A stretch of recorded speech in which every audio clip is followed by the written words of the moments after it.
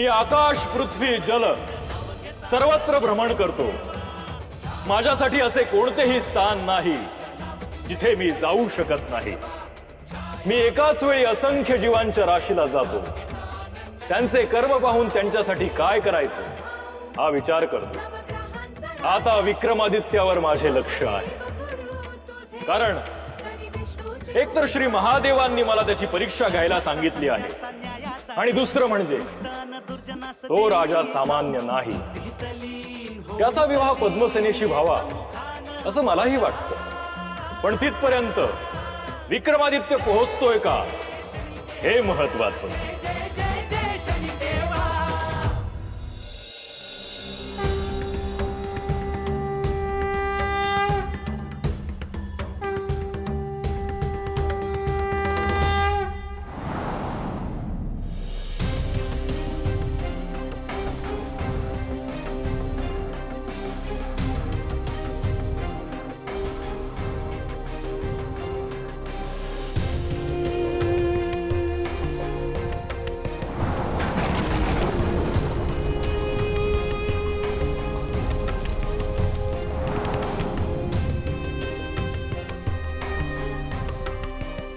गुरुदेव, या सगळ्याचा काय अर्थ समजायचा?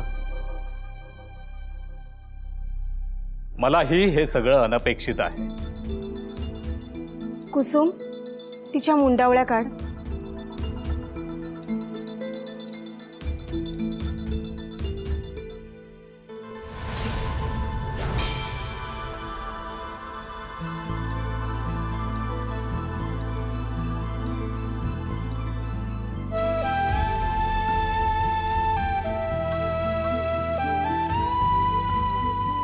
गुरुदेव, हा काही अशुभ संकेत आहे का? म्हणजे पुढे काही अघटित घडणार नाही ना?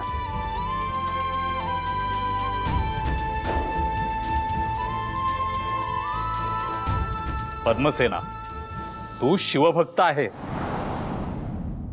आणि श्री महादेव तुझ्या वाट्याला सुखच देतील।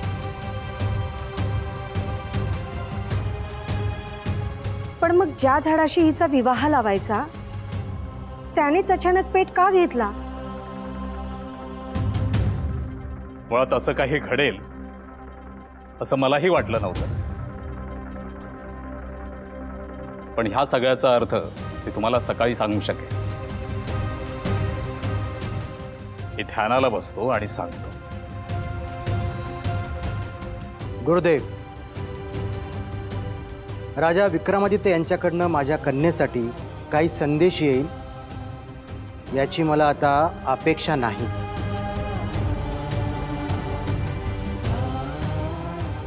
माझ्या मुलीसाठी उत्तम राजपुत्र मिळावा ही माझी इच्छा आहे। ती एकदा पूर्ण झाली का मी सुटलो।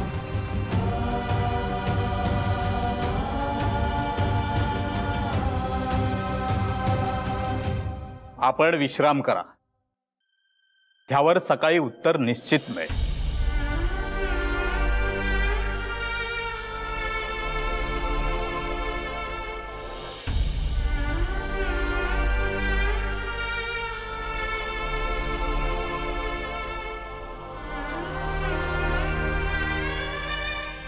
पिताश्री, तुमचं मी ऐकलं आणि या विधीसाठी तयार झाले, पण तुमचा हा निर्णय चुकू शकतो।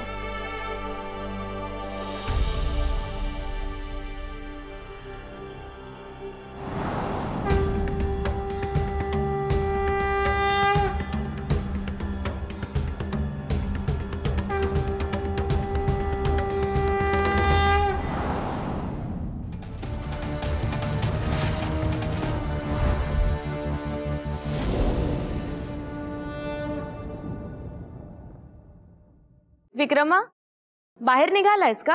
हो, आम्हाला थोडं बोलायचं होतं तुझ्याशी। मी जाऊन येतो, मग बोलूयात। असं काय कार्य आहे की तू इतक्या तातडीने जातो आहेस? मी वनात चाललो आहे। म्हणजे त्या वेताळाला भेटायला? हो, ज्याच्यामुळे एकावर एक संकट येत आहेत, तू पुन्हा त्याच्याच कडे का जातो आहेस? माते, अत्यंत महत्वाचं काम आहे. विक्रमा प्रधानजी नाहीत आता.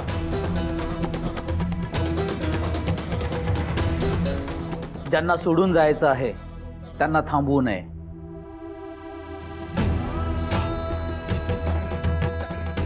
विवाहाच्या प्रस्तावाचंही बोलूयात. मी जातो आणि लगेच येतो, मग आपण सविस्तर बोलूया.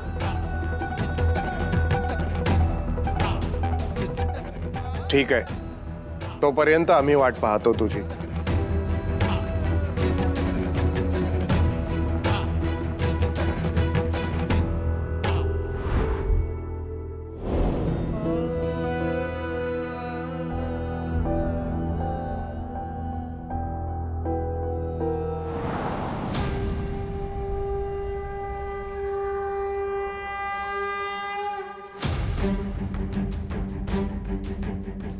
हे श्रीकृष्ण, हे माधव, आपण मला जे कार्य दिले आहे ते मी करतो आहे. आपण जगत पालक आहात. सगळ्यांचे संगोपन करताना त्यांच्यावर योग्य पद्धतीने नियंत्रण राहावं, मनुष्याला त्याच्या चुकांसाठी लहान मोठ्या शिक्षा मिळाव्यात आणि तो अधिकाधिक समृद्ध व्हावा म्हणून मी आहे. या परीक्षेत प्रत्येक जण उत्तीर्ण होत नाही, खचून जातात अनेक जण. पण विक्रमाचं तसं नाही. तो परिस्थितीवर नियंत्रण मिळवण्याचा प्रयत्न करतो आहे.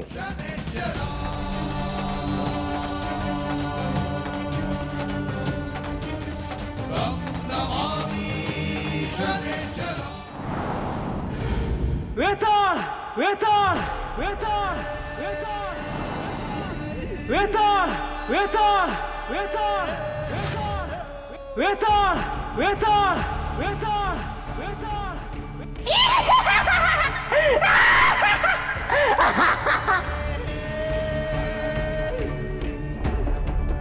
वेताळ, वेताळ, वेताळ, वेताळ.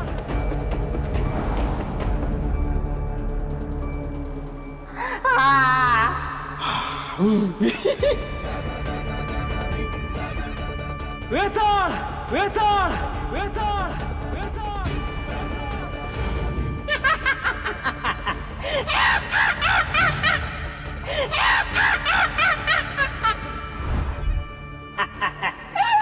माझी परीक्षा बघतो आहेस का? नाही विक्रम, तूच बोलावला आहेस आणि तुलाच शोधावं लागतं आहे. मी तुझीच वाट पाहत होतो. आणि मी म्हणालो ना की मी तुला एक अत्यंत महत्वाची गोष्ट सांगणार आहे. प्रस्तावना नकोय मला. विक्रम, तू राजपुरोहित आहेत ना, त्यांना भेट आणि त्यांना सांग मला शनिदेवांची भेट पाहिजे. त्याने काय होईल? ते भेट घडवतील. ते नकार देतील, कारण याच्या आधी मी त्यांना विचारलं आहे. त्यांना भेट घडवायची असती तर या आधीच घडवली असती. विक्रम महाराज, तुम्ही राजकारणीही आहात आणि तुम्ही आता केवळ भावनेनं विचार करता आहात.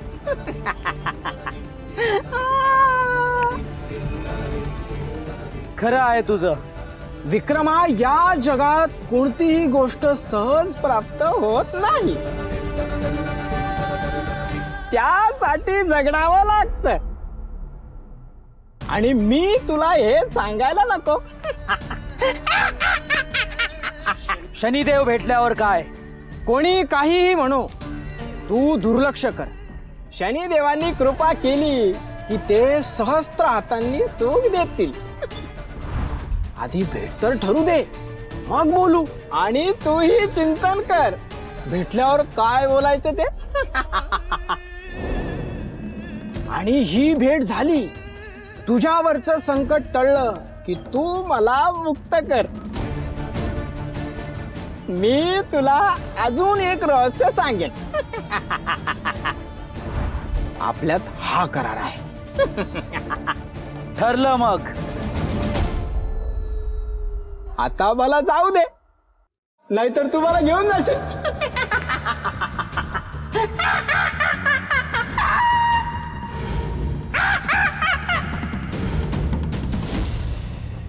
वेताळ,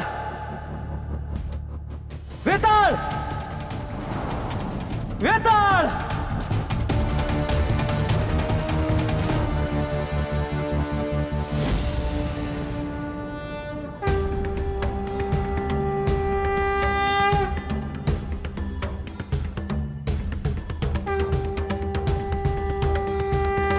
काही दिवसांपासून मौन आहात. पार्वती, आपल्या भक्तांना कशामुळे हे दुःख भोगावं लागत असेल तर त्यात आनंद वाटावा असं काही नाही. विशेषतः विक्रमाला ज्या पद्धतीने आता छोट्या छोट्या संकटाला सामोरं जावं लागतंय ते पाहता आता असं वाटतं की हा प्रतिकूल काळ लवकर संपावा. तुम्हीच साक्षात महंकाळ आहात स्वामी, आणि तुम्हीच असं म्हणता आहात. माझं शंकर हेही एक स्वरूप आहे आणि ते भक्तांसाठी अत्यंत प्रेम स्वरूप आहे. इथे मला भक्तांची काळजी वाटते. त्यांच्यावरती जे प्रेम आहे ते मी दर्शवतो. मी एक सांगू, प्रतिकूल परिस्थितीत असलेल्या मनुष्याने किंवा विक्रमाने आपले बलस्थान काय आहे हे ओळखले पाहिजे, किंवा आपल्याला कोणती शक्ती सहाय्य होऊ शकते ह्याचे चिंतन केले पाहिजे. विक्रमासाठी हा सल्ला खूप महत्वाचा आहे. तू त्याला तसा संकेत द्यावा. हो, मी तिथे उज्जैन नगरीत असूनही त्याला ध्यानात येत नाही, तर त्याला कोणत्या तरी मार्गे सांगावं लागेल.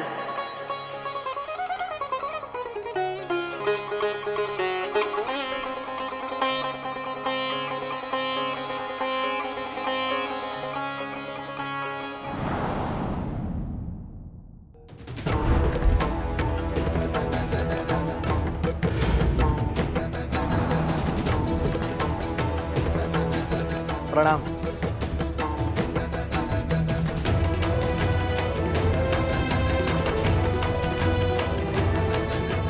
महाराज, आपण बोलावलं? प्रधानजी, मी तुम्हाला इथून जाऊ देणार नाही. तुम्ही परस्पर सेवानिवृत्ती घ्यायचं ठरवलं. महाराज, इथे आता कसं वागायचं हेच समजत नाही, म्हणून हा निर्णय घेतला. पण प्रधानजी, जेव्हा आपल्या माणसांची सर्वात जास्त आवश्यकता असते तेव्हा असं वागून कसं चालेल?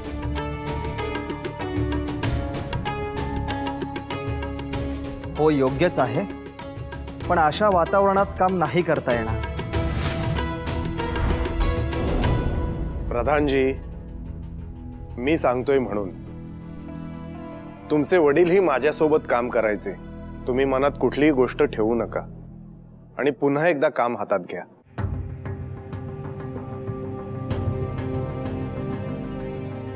होय. आणि विक्रमादित्यला आधार वाटला पाहिजे सगळ्यांचा. होय, आज्ञा असन.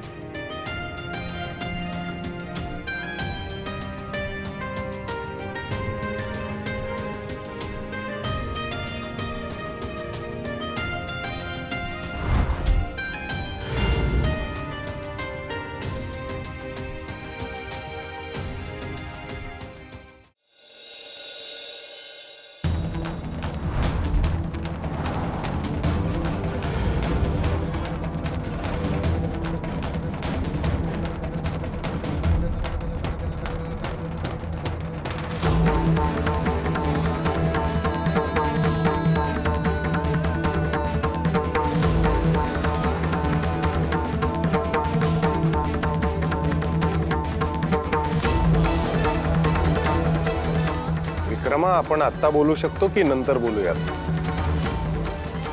वनातनं आला की अस्वस्थच असतो. विचारा, तुम्हाला जे विचारायचं आहे ते.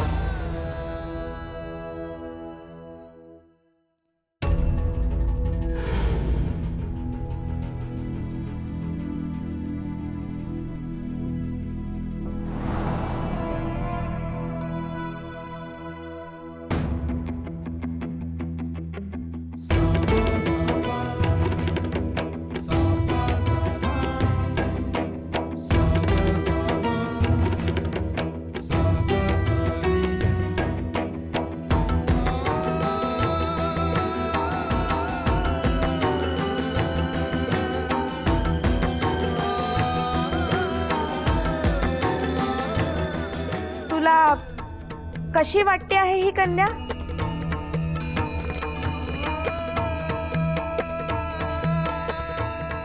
मी काय बोलू?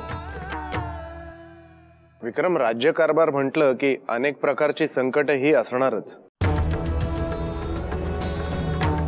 पण त्यातही तुझ्या संसाराचा विचार करायलाच हवा. आणि माता पिता म्हणून आम्हा दोघांची ती जबाबदारीच आहे. तुम्हाला ही कन्या योग्य वाटते आहे ना? मग तुम्ही ठरवा जे योग्य आहे ते.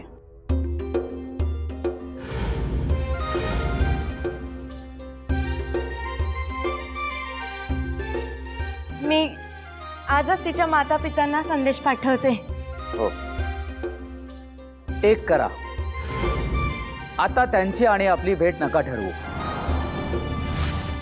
राजधानीत खूप मोठा समारंभ आहे, तो आधी पार पडू द्या, त्यानंतर ठरवू.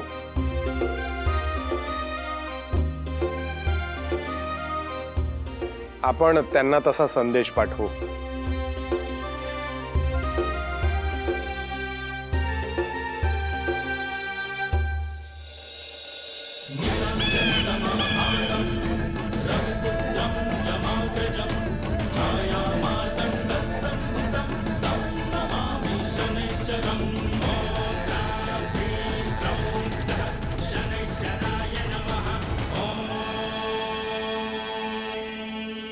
हा संदेश राजा चंद्रसेन यांच्यापर्यंत तात्काळ पोहोचेल असं बघा. अत्यंत महत्त्वाचा संदेश आहे. जशी आज्ञा.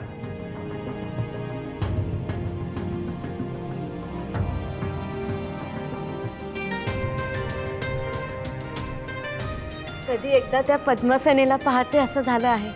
कधीतरी तो दिवस येईलच.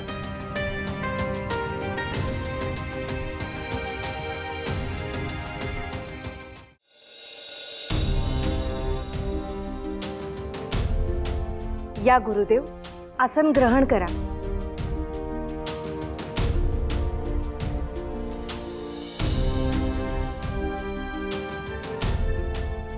शुभम भवत. गुरुदेव, आपण काय सांगणार आहात याची उत्सुकता आहे. राजन आले की आपण बोलायला सुरुवात करू. शुभ वार्ता आहे. सगळीकडे मिठाई वाटा, आनंदोत्सव साजरा करा.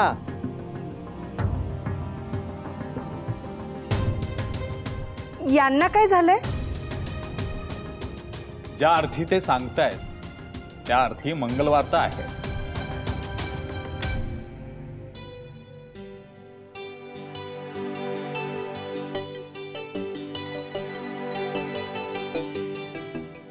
शुभम भवत. तुम्हा सर्वांसाठी शुभ वार्ता आहे.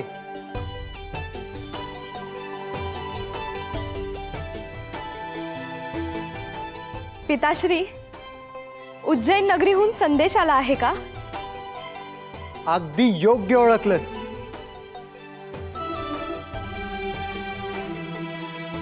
खरंच सांगताय? हे काय, अजून काय पुरावा हवाय?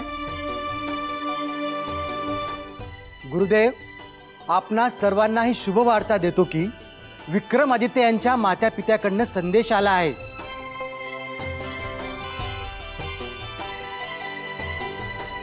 राजा विक्रमादित्याने पद्मसेनेचे चित्र पाहिले आहे. त्यांना पद्मसेना खूप आवडली आहे. योग्य वेळ पाहून भेटीचा कार्यक्रम होईल.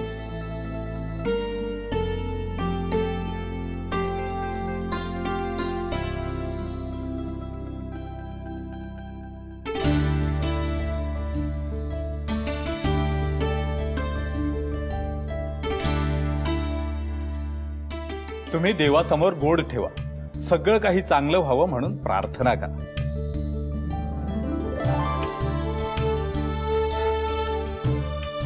होय गुरुदेव.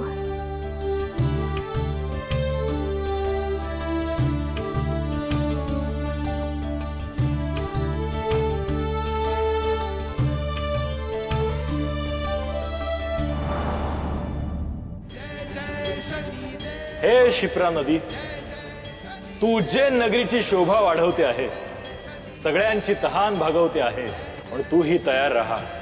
विक्रमादित्याने नगर सुंदर वसवले आहे, पण तो इथे असेलच असं नाही.